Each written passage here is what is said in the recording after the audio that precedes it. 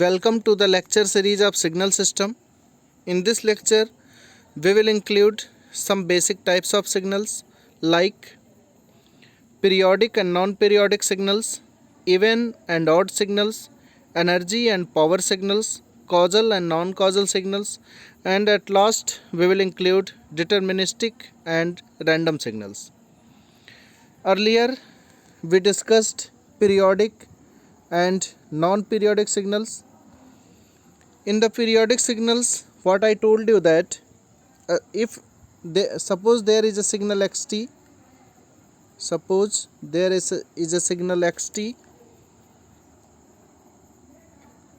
and there exists a capital T such that x of t plus capital T is equal to signal xt itself. Means if I am shifting the signal towards right or towards left by capital T unit, after shifting the signal remains the same, means it does not changes its pattern or shape, then we can say that this signal is a periodic signals. It means that periodic signals have a fixed pattern which repeats itself after a fixed time interval, and the smallest value of this capital T, the smallest value of this capital T is called period of the signal. And if any signal does not follow this relation, then this signal is called a non-periodic signal. And then we discussed even and odd signals, in which I told you that a signal is even signal. Suppose there is a signal xt and I am taking reversal of this signal, means I am taking x of minus t.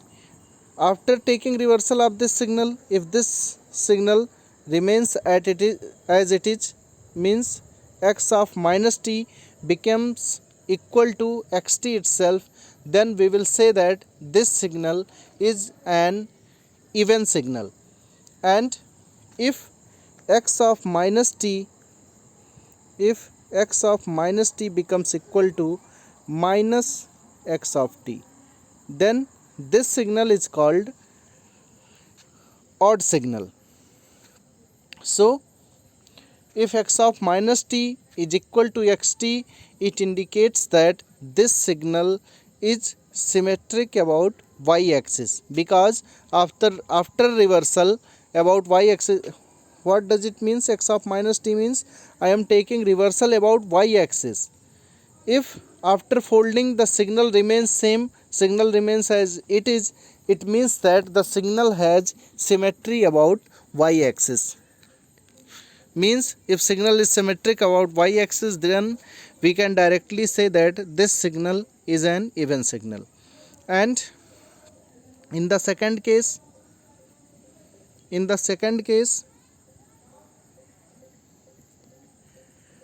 I am taking here reversal of this signal.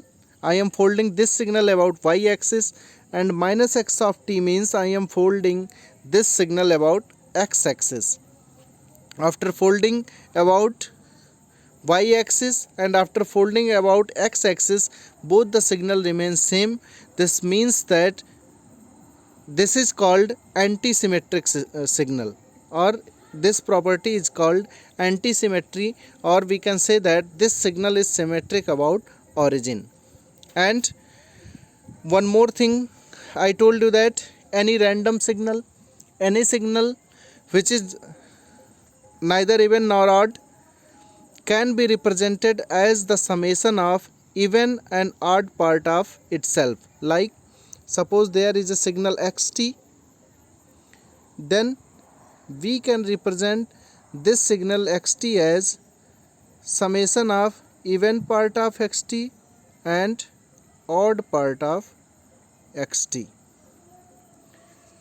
Formula for the even part will become x of even part of t is equal to xt plus x of minus t divided by 2, and for the odd part we will write as x of t minus x of minus t divided by 2. This is what I told you earlier, and in this lecture, particularly in this lecture, we will go through energy and power signals. We will learn what the energy signal is, what the power signal is, and how we can identify the given signal. The given signal is energy signal, or it is a power signal, or it is neither energy nor power signal. For this, we will go through the formula of energy signal and power signal and look into deeper in this topic. So, to find the energy of a signal or power of a signal, we will consider a simple example here. Suppose there is a resistance connected across a voltage source Vt, due to which current flowing through this resistance is It. The voltage across the resistance is Vt, current flowing through the resistance is R. Then we know that the power dissipated in resistance R can be written as voltage across the resistance into current through the resistance, or from the Ohm's law we can write it as V is equal to IR. If I will replace this voltage with IR, then this relation will become P is equal to I square R, or we can replace I with V by R. Then this relation will become V square by R. For the normalized power, we will consider R is equal to 1.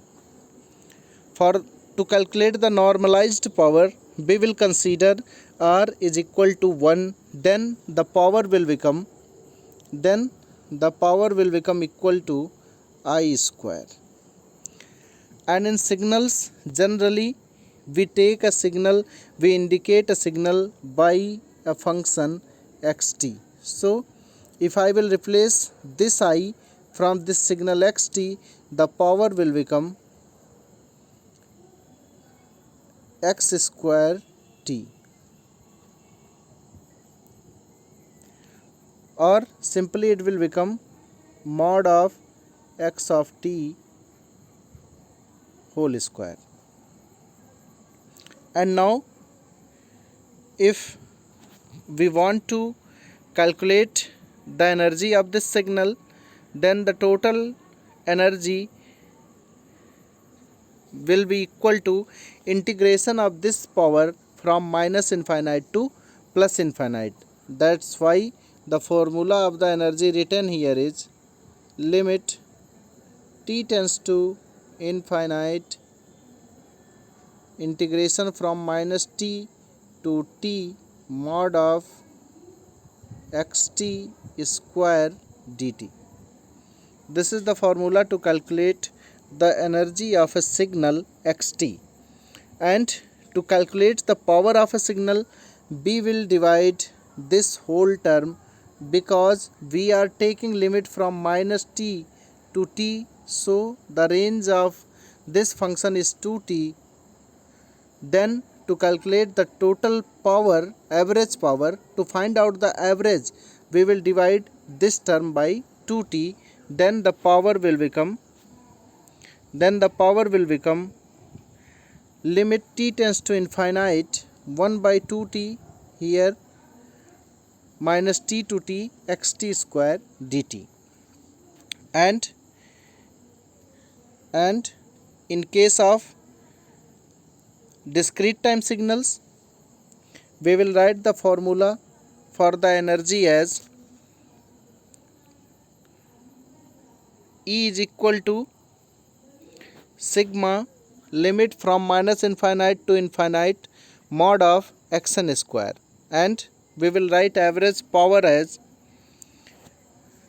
limit n tends to infinite 1 by 2n plus 1 sigma limit from minus n to n mod of xn square. Here the limit is 2n plus 1 instead of 2n because I am taking limit of the sigma from minus n to n. From minus to n there are 2n samples, and here is a 0 in between minus n and plus n. This means that total sample will become 2n plus 1. So to find out average power, we will divide the total term by 2n plus 1. Now we will see the power of an energy signal.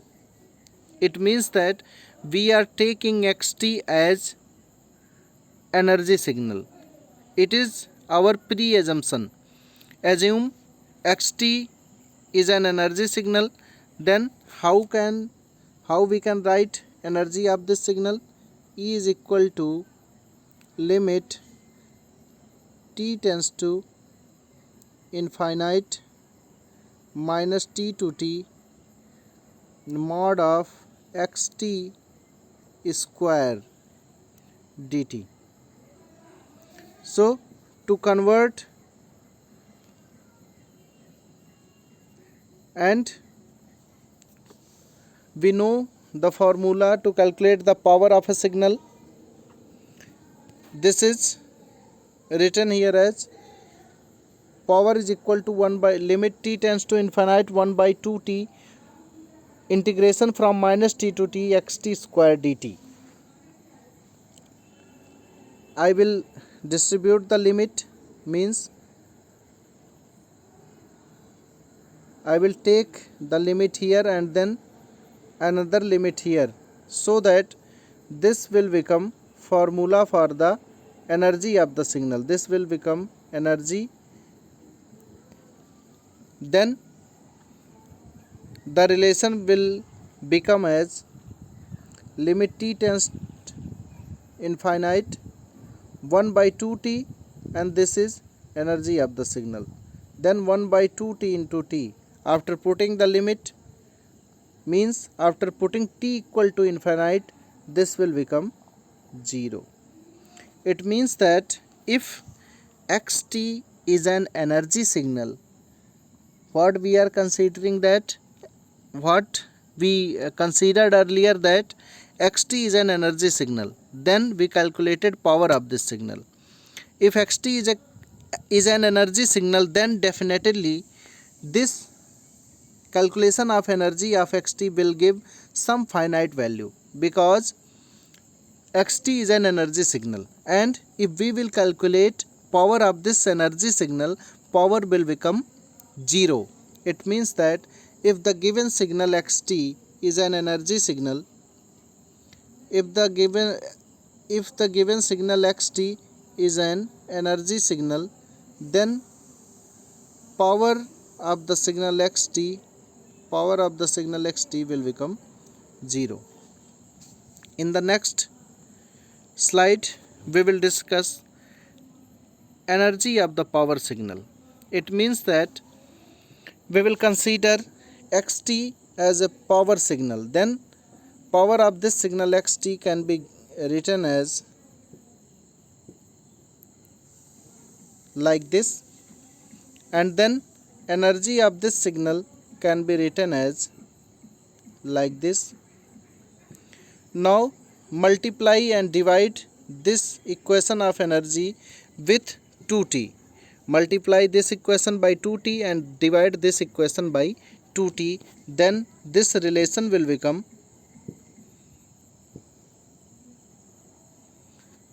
and then distribute the limit. Then this relation will become limit t tends to infinite into 2t in the bracket limit t tends to infinite 1 by 2t into mod of xt square dt.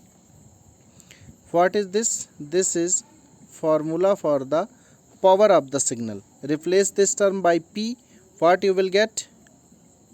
limit t tends infinite into p, limit t tends infinite to t into p. If we will put the value of t, means if we will put the value of the limit which is t is equal to infinite, then energy will become infinite.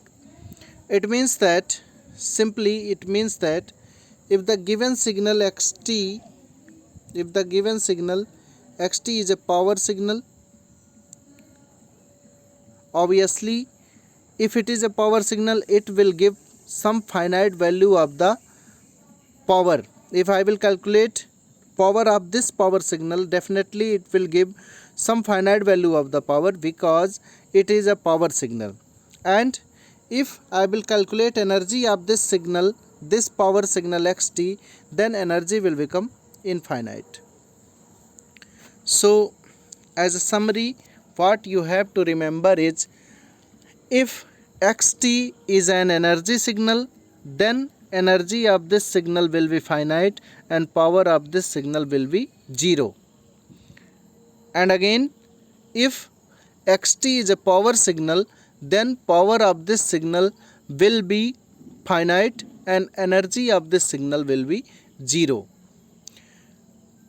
It is not always necessary that any given signal is either energy signal or power signal. It may be energy signal, it may be power signal, or it may be neither energy nor power signal. If the signal has infinite value of energy and infinite value of power, or 0 value of energy and 0 value of power, then such type of signals will be called neither energy nor power signal.